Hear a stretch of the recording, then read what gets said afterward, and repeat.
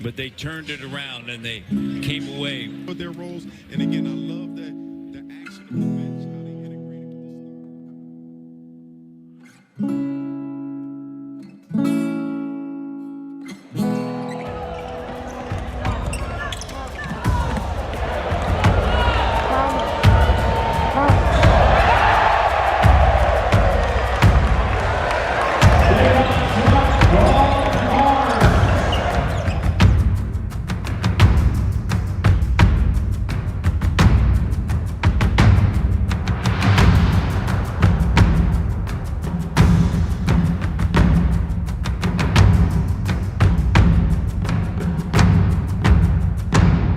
Simmons, screen, Sharpe, lob it up, oh, slam it down!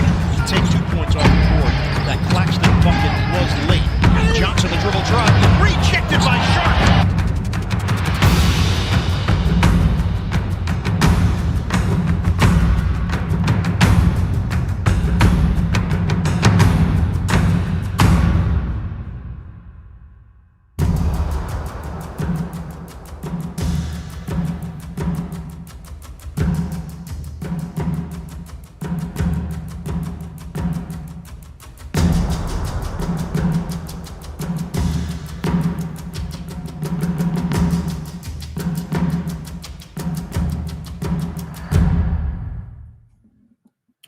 What's up, y'all?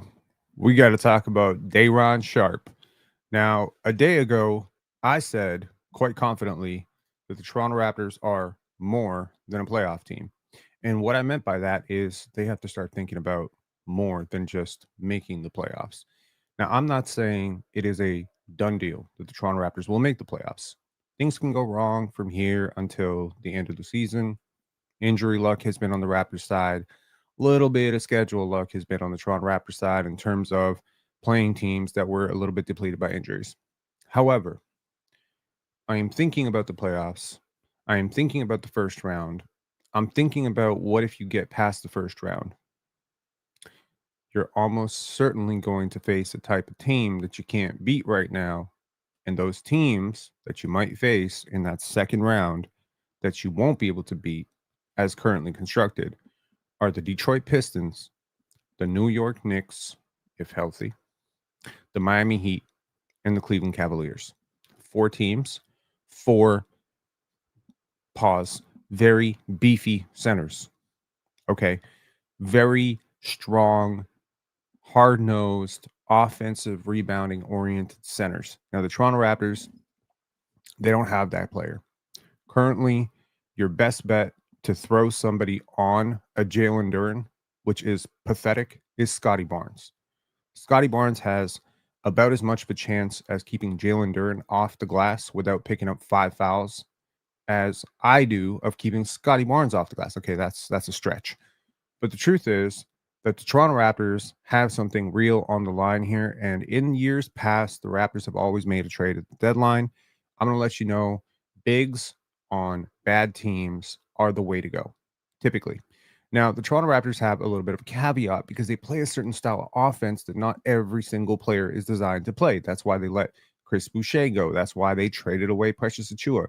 You have to be actually pretty smart. You have to have a pretty decent level of basketball IQ to play on a team coached by Darko Rajakovic. A lot of read and reacts, a lot of random offense, a lot of screen setting, a lot of guys who need to know what to do when they let go of the ball, but also how to quickly decide what to do when they do get the ball. And the Raptors like to play with their hubs. So there's a little bit of a catch-22. You have a perfect, in theory, backup center, which is Mamu Kalashvili right now. But I would argue even Mamu, for all of his offensive, awareness and his playmaking and his quick decision-making and his shooting and all the great stuff that he has done to synergize lineups, he is still very small, which is why when you go up against a Joel Embiid-led Philadelphia 76ers, you start Scotty Barnes at center. That's not a recipe for success. So why Day'Ron Sharpe? Well, number one, Day'Ron Sharpe is, I think, a very underrated player across the league. Now, there's a lot of players over the years that I've identified as underrated. I identified Onyeka Okongwu as underrated. I identified Josh Minott as underrated. I've identified Dyson Daniels is underrated. Years ago, I was talking about Herb Jones, Trey Murphy as underrated. Tumani Kamara is another player that sort of just felt like an under the radar, underrated. Right now, I'll tell you right now, the Los Angeles Lakers have a guy named Adu Thiero. I think he's very underrated. There are certain players where you just pick up on and you're like, man, that guy, different situation, going to be amazing. Day'Ron Sharpe, different situation, going to be amazing. It helps tremendously that he already has a pre-existing relationship, and a good one at that, with your star player, Scotty Barnes. The two played together at Montverde. They had a lot of great synergy together. Enjoyed watching those two dominate the shit out of front courts in high school. Day'Ron is not in a great situation. He is obviously playing in Brooklyn. He is a backup center. They have drafted Danny Wolf. There is a reason to believe that he is expendable. Now, again, I'll remind you that years ago, the Dallas Mavericks made their way to the finals, and two of the key additions that made it to the finals for them were PJ Washington and Daniel Gafford. I believe this guy has Daniel Gafford-like qualities. He's also on a 2-year, $6 million deal. So it's $12 million for 2 years. It's a very small contract. It's a very, very small financial commitment. And he is 265 pounds, a legit beast, and the type of guy that you could actually play 20 minutes in a playoff series against a Jalen Duren, against an Isaiah Stewart, against a Mitchell Robinson, against a Karl-Anthony Towns.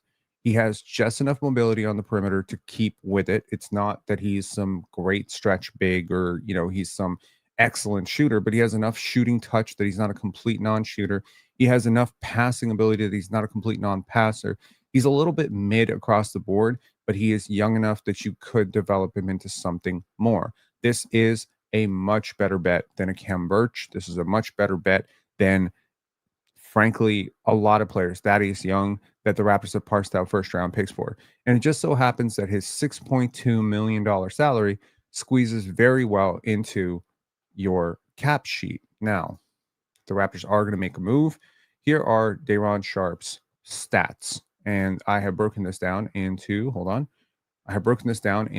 100 stats and his advanced stats. So if you look at this year, he has a 19.3 PER, this is in 13 games, by the way, 68% true shooting. He has a total rebound percentage of 19.3, which is weirdly enough down. Okay. His assist percentage has climbed every single year, from 6.7 to 9.7 to 14% to 16.8% to 19.8%. You are seeing the basketball IQ that we all saw in high school with Day'Ron Sharpe start to emerge. And I believe that this is something that is going to be very appealing to the Toronto Raptors. You also have a pretty decent shot blocker here. He is the type of player that you simply do not have on your team. A sturdy, tough, rough, nasty rim protector who can actually play make. He does everything, okay? In terms of the free throw percentage, last year he shot 76% from the free throw line. In his rookie season, he shot 58% from the free throw line. So it has gone from 58 all the way to 66 this year. But honestly, if we consider last year and this year, he's north of 70%. That to me shows, given that he was a pretty bad free throw shooter in high school and in college, that to me shows that he is the type of player that frankly is getting better. He is the type of person who is putting in the work. Now, obviously, this type of player is not going to be easy to get. But again, look at the numbers here. In terms of points, he's roughly around 22 points per 100 possessions, 24 as a rookie, but in very limited time. He started a handful of games throughout his career, 14 career starts, and he's done pretty well in those starts. So why make this move, and what does this move look like? And basically, what is the urgency to do it? And when can you do it? Because he did just sign an extension this offseason, and I was kind of surprised. So first, let's look a little bit at the film in terms of what he can actually do on this team. So a little bit of give and go action here. The Raptors love to do this kind of stuff. Now look, stops right here, presents himself as a target at the rim. D'Angelo Russell is going to come downhill, and there you go. Fits right in. This is exactly, you could see Scotty Barnes and Emmanuel Quickley, Jamal Shed playing with him very well. Here, a pursuit block on Cason Wallace. Boom, get that garbage out of here. Wouldn't it be nice to see someone other than Scotty Barnes and Brandon Ingram doing that for your team? Okay. You would have consistent, like 7-footer-esque. He's not exactly fully 7 feet. Not that I give a shit. Like, he's got mega long arms. Here. Watch. Recovery here from Ben Simmons. Little alley-oop action there. Again, Scotty has not really had a lob target here other than maybe Chris Boucher occasionally. And I just feel like this is a player where Scotty's synergy with him, his net rating is going to be insane. Again, watch the perimeter defense here. The ability to contain the dribble, consistently guard with his hand up, protect the passing lane, and then here, get back into the play and block that shot. This is definitely not a future defensive player of the year, but this is a guy who can easily carve out a valuable role player role on your team. Just moves people out of the way. Here, slams that dunk. Moving forward, here, just a little bit of pursuit of the basketball, right? Just give me that. Give me that. Just doing some of the dirty work. He has a thing that I really like in my big men. He has a meanness gene. Okay. And there's some bigs that are soft. There's some bigs that are kind of like, hello, nice to meet you. How are you? And there's some bigs who like to spit in your face a little bit. They like to snarl at you a little bit. And frankly, the Raptors desperately need that type of big. Okay. And very often those bigs are clunky. They're clunky. They have bad footwork. They can't make a shot around the rim. They're unskilled. Day'Ron Sharpe is not unskilled. Don't let the 265-pound, frame fool you. Don't let the monster dunks fool you. He is a skilled basketball player who has actually pretty good hand-eye coordination. Check this pass out. And this is not some advanced read. This is a pretty basic read. He sees it. He spots it. He projects it. But here, it's a good pass. It's a good pass. It's a good pass. Here, another good pass. Again, shields the ball, protects it. Nice bounce pass right through, right? Again, the Raptors love to run this high-low action with their bigs at the elbow. And here, you get that early seal. You're not going to keep this guy off the offensive rebound glass. And I will say this. I think that the toughest thing in the NBA for any general manager to do is to project how a player does going from a winning situation to a losing situation and from a losing situation to a winning situation. Day'Ron Sharpe has been in a losing situation with the Brooklyn Nets, but he is not the cause of the losing. He has a positive box plus minus pretty much every single year. He is winning his minutes on a losing team. So what would he do in a winning team? Well, I think like most players who enjoy winning, shout outs to Revered, one of the most dominant, collegiate basketball teams. High school basketball team. Honestly, I say collegiate basketball team. They could whoop some collegiate teams. Revered with Cade Cunningham, Day'Ron Sharpe, Caleb Houston, Scotty Barnes, Moses Moody would have whooped Division I basketball. Probably would have won, gone to a Final Four. That was basically a collegiate team with 5 future NBA players. Here, look at that. Just getting in the passing lane, those mega extendo long arms. You need to give players like Brandon Ingram and Scotty Barnes this type of dude. Okay. Here. And you're asking here, can he shoot threes? Even 27% is a bonus. I believe that you can get this guy to shoot threes. I truly believe that. I see shooting potential in him. I think Darko is the perfect guy to do it. If you can get Colin Murray Boyles to develop as a shooter, you can get this guy to develop as a shooter. I believe that if you unlock him, invest in him for 4 years, you'll have a 32% three-point shooter at the end of the 3rd year. I mean, it's a long-term investment here, but this is a young kid with a lot of heart, a lot of hustle. Okay, here. The thing you've all been waiting for. The pull-up jumper. The step back, the sidestep jumper. There we go. So here's when you can trade for him. December 3rd, 2025, recently signed. Because he was recently signed, you cannot trade for him until December 3rd. That's the bad news. The good news is that's in 2 weeks.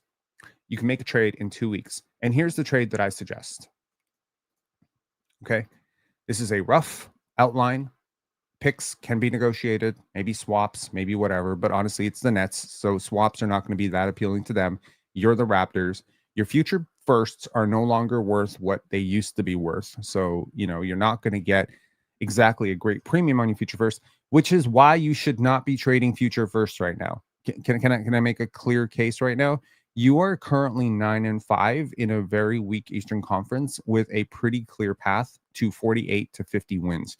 You should not be trading future firsts unless those future firsts are like way out in the future, at which point they become even more dangerous. Because the further you go from this point, the more likely it is that you're going to end up trading a future first in a year where you're going to desperately want to rebuild because you have an injury or a massive free agent, leaves or something like that. You don't know. I can't guarantee that Scotty Barnes is going to be here in 2032 or if he's going to, go sign with LA. Neither can you. You can't guarantee that Brandon Ingram's not going to be medically retired. You don't want to be trading 2032 first round picks unprotected. That's stupid. Not for Day'Ron Sharpe, but I think you could easily, potentially, trade a lottery protected 2027 first, maybe. That's dicey. Maybe you'd want to get a couple seconds back in that trade. But here, I suggest trading Ochai Agbaji and 3 second-round picks. That includes the Lakers' second-round pick this year. You can't trade your second-round pick this year until the end of the season or on draft night because it will not convey to the Indiana Pacers unless you end up with a top 5 record in the NBA, which you won't. And you probably won't. I shouldn't say you won't. You probably won't end up with a top 5 record in the NBA. Therefore, a bottom 5 second-round pick. And then you trade a 2027 and 2028 second-round pick. You lose 3 second-round picks and, a pretty serviceable former lottery pick. Maybe this is overkill, but I don't think this is. And quite frankly, again, the Nets are interested in being bad. And they should be interested in being bad because they probably screwed up this draft. Jury is still out. Did they screw up this draft? Did they not screw up this draft? Whatever. I don't know if they screwed up this draft any more than they know if they screwed up this draft.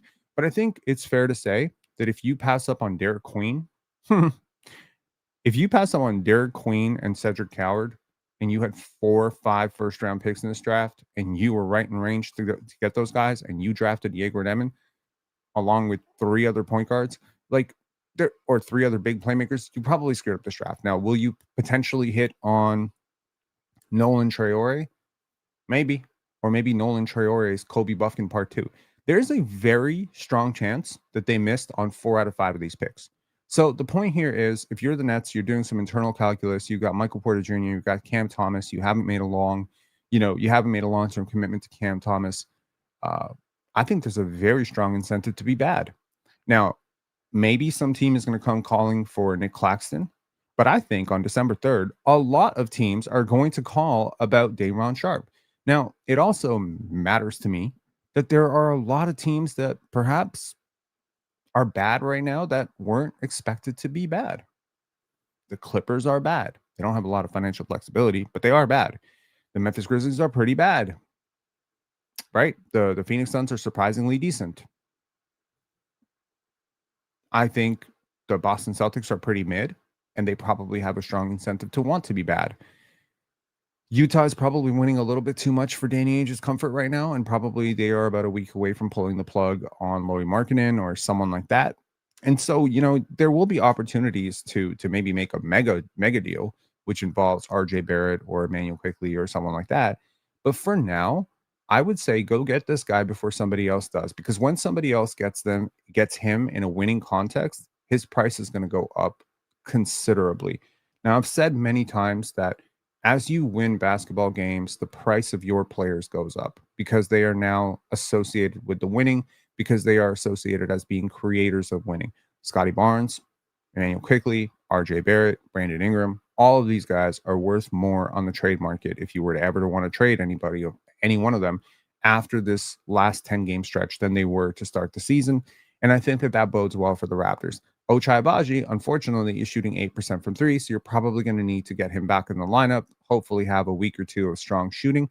Or maybe the Nets could look at his last year sample and say, hey, we have a lot of guards on this roster. We don't have a lot of young wings on this roster. And maybe Ochai Agbaji is the reclamation project that we are looking for. And Day'Ron Sharpe probably helps us win too much right now. Again, there's this old adage, losing teams always trade away their bigs. When the Washington Wizards wanted to bottom out, they traded Daniel Gafford. When they wanted to bottom out, they traded Kristaps Porzingis. When the Raptors wanted to be competitive, they traded for Jakob Poeltl. When the Spurs wanted to tank, they traded Jakob Poeltl away. There's a lot of wisdom in this idea that bigs help you get through the regular season. Having a big man rotation of the following players: Jakob Poeltl, Day'Ron Sharpe, Sandro Mamukelashvili gives you just enough size, just enough skill, just enough playmaking to get through a series with New York without feeling that you've lost a series before you even get there. Because Mitchell Robinson is an absolute load on the offensive glass. Absolute load. You're not going to be able to deal with him. Okay. You just don't have the personnel to be able to deal with him. And look, this is the point of the video yesterday about you're more than a playoff team. You have to start actually thinking about your second round matchup right now. You do have to think about that. You can't get to the dance, be like a game away. Like, imagine. And again, there's this old, thing that I remember, when I was younger, people would be like, why are you saving money? I'd be like, because I want a good future. Well, what if you die tomorrow? What if you die in 5 years? Won't you wish you took this vacation? Won't you wish, instead of trying to, put money into a Facebook IPO, shout outs to me, that you would rather go buy this nice car to attract the ladies? Dude, the question of what if you die tomorrow, my question to that, my retort to that is always, what if you don't? What if you don't? What if you don't die in 5 years? Then you're going to be broke. What are you doing? So the question is not like, oh, what if you trade for Day'Ron Sharpe and then you're bad? No. What if you don't trade for Day'Ron Sharpe or a center of that ilk, Daniel Gafford, Day'Ron Sharpe? There are other guys you could trade for. There's just not a lot of these guys on losing teams. What if you don't trade for a guy like this and you're good? Now you're in a really bad situation because you're in a series against the Cleveland Cavaliers in the second round, and they've got Jarrett Allen, and you don't have anyone to keep him off the glass. A motivated Jarrett Allen with time off is going to be a really big load on the offensive glass. Don't let it fool you. And no, playing Scottie at center is not the solution. This is an insurance policy on your star player, if nothing else, right? Like, I don't know enough about football to say this, but like there are insurance policies to protect your quarterback. Well, here, this is an insurance policy to protect your quarterback. Look, man, the Toronto Raptors traded away a top 5 pick to get Antonio Davis. They traded away a former second overall pick to get Charles Oakley. Why? Insurance to protect your wings. So, look, you need a big here. We traded away first round pick to get Serge Ibaka here. Now, I'm not saying Day'Ron Sharpe is Charles Oakley, and I'm not saying that he's Antonio Davis, and I'm not saying that he's Serge Ibaka. But the idea is the same. The idea is the same, right? You got to protect your wings. You got to protect your more fragile players. You got to put it so that Scottie is not the one who has to box out Jalen Duren, right? And again, to reiterate, if you do get into a situation where you are facing a second round matchup against Detroit, Isaiah Stewart and Jalen Duren are going to destroy this team physically.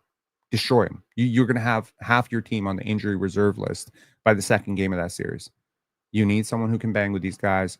And most importantly, you need a little bit of an intimidation factor on your team. You need a little bit of a tough guy on your team. Now, Day'Ron Sharpe is a very good dude, very nice guy. I've listened to a ton of his interviews. He's a good person, like a good salt of the earth, as Dwayne Casey would say. Very nice guy.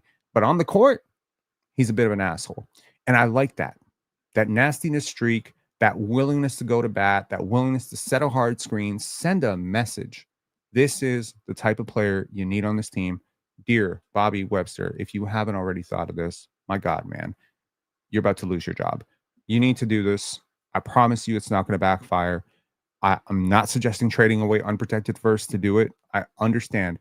But the reason to do it now is very simply, the further you go into this season, the better you play, the less leverage you have. The less leverage your picks have, the less leverage you have, because everybody and their mother can look at this roster and say they don't have rim protection. They are a bad rebounding team. They are too good to be a bad rebounding team. They are costing themselves wins right now by being a bad rebounding team. Think how many games. I mean, here's a nice little frigging litmus test here. If you sign Day'Ron Sharpe this offseason and go into the tax all the way, if you had made an $8 million offer sheet, which was above what the Nets wanted to offer him, how does your season change materially so far? You probably don't lose the Houston game by as much as you did. You're probably going to win the Dallas game because you have somebody to deal with, Anthony Davis on the glass. Maybe you eke out that Milwaukee win. You probably have a better chance of winning that Philly game. You might still be 9-5, but I'd argue you're just a much better team. You're a much better team. Your wings have not shown up this year. Your wings have not really shown up this year. I understand that there is a need to play Colin Murray-Boyles at a big position on the second unit, but the Raptors have already said they envision him more as a forward, as a three going forward. So if Colin Murray-Boyles is a three who really can't shoot, I understand that there might be some thought process that like, well, can we really play him with a five who also doesn't shoot very well? Well, I think that maybe you have to think about this more from the what's good for the Raptors as opposed to what's exclusively good for Colin Murray-Boyles' development. And I think that CMB is the type of player who can play with Day'Ron Sharpe. I think they can play a lot of high-low. I think that they can both set great screens. Can you imagine an elevator screen with CMB and Day'Ron Sharpe? Can you imagine that? Boom. That's a wall. That's not even a screen. That's a fucking wall. Okay. Can you imagine like Jamal Shed shooting right through that gap? Can you imagine the transition play? Right? Can you imagine how many more blocks you get? Can you imagine finally having a real guy who can stop Jalen Duren? Look, I've been watching a lot of Pistons games. This is sort of my sick obsession this year. I'm watching a lot of Spurs games, a lot of Piston games, and Jalen Duren is a man-child. He is destroying everyone in his sight. He is a Greek god in terms of how he is chiseled, and he is so strong. He is moving grown men out of the way. And I'm reminding myself, he's 22. You're going to be dealing with this guy in the Eastern Conference for the next 4 years. This is not an investment in this year. This is an investment going forward. The best teams in the Eastern Conference are large up front. You need to counteract. So that's what I'll say. And let's read some comments here. Think for all the lobs Scott can throw to Day'Ron. Yes. I'd rather we target someone with a bit more playoff experience. Let's go after Gafford. Well, Gafford makes $14 million a year, so the trade is very different for Daniel Gafford. Daniel Gafford is also a player who has been to the finals, so I would say the price overall and the value of Daniel Gafford, everyone is thinking the same thing you're thinking. Proven commodity. You know what's better than a proven commodity? An unproven commodity who you can turn into a proven commodity. I understand that sometimes digging in the bargain basement of unproven talent can be a little bit intimidating for people who demand sureness out of their trades. However, sureness doesn't always result in good things. Okay? Sometimes you think you're going for the sure thing, and then you fucking trade for Thaddeus Young. Not necessarily the greatest idea. Okay? Sometimes you think you're trading for sureness, and you trade for Lamont Murray. Shout out to the Toronto Raptors of early 2000s. My childhood was ruined. My point is, sometimes you think that you're getting the known commodity, and what you're getting is the washed commodity or the passed over the hill commodity or the commodity that simply doesn't fit. I don't think that Daniel Gafford is as smart a basketball player. Not saying that he's not smart enough to play in this offense, but I don't think that I have seen enough playmaking from him that I would bet that he would be a better fit on this team than Day'Ron Sharpe. I can argue he's a better player, but better is in the eye of the beholder and in the eye of the system. And in this system, I think Day'Ron Sharpe works best. I'm not saying that he's Lauri Markkanen in terms of his ability to dribble, pass, shoot. I'm certainly not saying he's Jokic in terms of his ability to play make out of the high post. I'm not saying that he's Ben Wallace in terms of his ability to protect the rim. I'm not even saying that he is, Nick Claxton in terms of his ability to rack up blocks. And I'm certainly not saying that he's Dennis Rodman in terms of his ability to rack up steals. And I'm not saying even that he is Jalen Duren in terms of his ability to move guys out of the way. And I'm not saying that he's Ron Artest or Rasheed Wallace in terms of his ability to be a backbone and a tough guy and, that meanness that you need. But you know what he is? He's like 60% of all of that. He's all of that. And when you're talking about a player and a system fit and matching talent to fit and system, sometimes you don't get an exact fit, but what you try to do is you try to check as many boxes as you can and you roll the dice. I think the fact that he has a familiar relationship with Scotty Barnes is a feather in his cap. I think the fact that he's cheap, young, that he's under 2 years of team control, that you have a contract that almost exactly matches that contract, these are all feathers in his cap. I think the fact that he is a winning player and has been a winning player for most of his life and that he's not in a winning situation right now leaves some little untapped potential there. So yeah, I hope I've made a pretty compelling case that Day'Ron Sharpe is the target for the Raptors.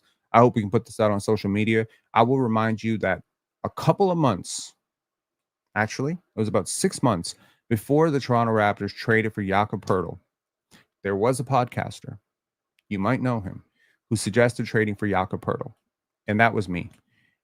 And 6 months later, I heard that the Raptors, amidst a terrible season, did trade for Jakob Poeltl, as I cried nearly tears of sadness at the potential floating away of tanking for Derek Lively, Victor Wembanyama, Scoot Henderson at the time, who I was very convinced was going to be good, or Amen Thompson. Like, it was a really sad, bitter, sad moment, because when that trade happened, one of the ways I heard about it was my friend DM'd me and said, they actually did it. These motherfuckers actually did it. And he sent me a clip of my post talking about Jakob Poeltl, the trade. So look, I talked about bringing Yak back 6 months ago. Today, I am desperately talking about bringing in Day'Ron Sharpe for the second year in a row. I talked about him last trade deadline. I said he was a good target for the Raptors. I hope that the Raptors see it. I hope that, if Scotty Barnes has a little bit of say with the front office and a little bit of a good relationship now after being here for 4 years with Bobby Webster, I hope that Scotty has grown up enough as a leader to go up to Bobby Webster and let him know what this guy's like in the locker room, what he's like to play with, and maybe even, not tampering. If player to player, it's not tampering. Shout out to LeBron James and D Wade recruiting Chris Bosh during the Olympics. It's not tampering. Maybe Scotty can just nudge and just say, hey, Day'Ron, just let him know we're interested. It can happen. It can happen really quickly. It can happen really easily. It won't take a lot of picks, hopefully, to do it. And I will say this. I know that the relationship was mainly Sean Marks and Masai Ujiri that were buddy-buddy. And, we've completed a couple deals with them. We did gift them Dennis Schroeder for nothing, eight a salary off their books. So we've done them a major favor. And if Sean Marks is willing to oblige, I think he owes us one, because they got 3 second-round picks for Dennis Schroeder when they moved him. We took zero second-round picks when we moved Dennis Schroeder. And he was playing as well for us as he was for the Nets. I mean, borderline. So we took on the contract. Can't remember the name right now. Spencer Dinwiddie, we took his contract. We ate it. We paid him to not play basketball for us. We threw Dennis Schroeder away. They got 3 second-round picks. Now we're going to give you 3 more second-round picks. To me, that sounds like we just gave you 6 second-round picks. I think that's a good value deal. The Nets are young. They're trying to rebuild. They have no interest in winning this year. Day'Ron Sharpe helps you win. Hope that was a compelling argument. Please give this video a like. Please subscribe. Please like. And I know I said yesterday, in this sort of downtrodden, I relegated myself to failure yesterday, during a live. I'm actually quite proud of that live, but I was listening to it back last night, because sometimes I do listen to these lives. Either I'm doing timestamps or I'm just curious about how that sounded or how I can fix my narration, oration, whatever. And I was listening to myself and I was like, oh, and I said, oh, I was going to try to pay off my mortgage this year, but this didn't work out and that didn't work out, and I have 43 days left in the year, and I'm not going to be able to do it. And I listened to that this morning. Last night. And I was like, okay. And then I thought about it this morning a lot. And mornings are a good time to think about things. And I was like, wait a second, idiot. 42 days left in the year. 6% short. Why are you saying you can't do this? Go try. There's nothing wrong with that. So I sent I sent my resume to 6 production houses this morning. I got up really motivated. I was like, you know what? It's like $4,000, dude. You're $4,000 short. Go make that $4,000 in the next 40 days. It's not impossible to make $4,000 extra dollars in 40 days. Not for everybody, but I have a specific set of skills, not to sound like Liam Neeson in Taken, but I have a specific set of skills that make me a nightmare for production houses with editing deadlines. So I'm gonna try my best. I'm not giving up. I'm not giving up. You know what? Like, what's the worst that can happen? I'm gonna fail, but maybe I'll fail further. Okay. I know that this is an early live, so relative to most of our lives, and I will see you guys after the game tonight against Philly, which by the way, I think we win. I hope we win. Not betting advice. I hope we win. I have a good feeling about this game. I didn't have a good feeling about the Charlotte game. Weirdly enough, I have a good feeling about this game. I feel like the Raptors are going to be really sharp. I hope Scotty's going to play really well. I hope Embiid is not going to play at all. My point is, like, I remember watching a Scott Hall documentary. It was a 30 for 30 documentary before Scott Hall died. Scott Hall was a great WWE legend. And I remember in that he said something that his father said to him. He said, "You're going to fall in life a lot. Try to fall forward." Same thing. Fail. You're going to fail in life. Fail forward. You know what would be failing forward for the Raptors? Going to the playoffs and getting bounced in the first round. That's failing forward. Going to the second round and being one game from a conference finals. That's failing forward. I think that's a failure. Yes. There's old conventional wisdom that says anytime you don't win your final game of the playoffs, it's a failure. Okay, cool. But at the same time, if you're going to fall or if you're going to fail forward, which is to say fail spectacularly. Don't fail at running a lemonade stand, fail at launching an international lemonade business. So for me, it's like, okay, I'm going to fail.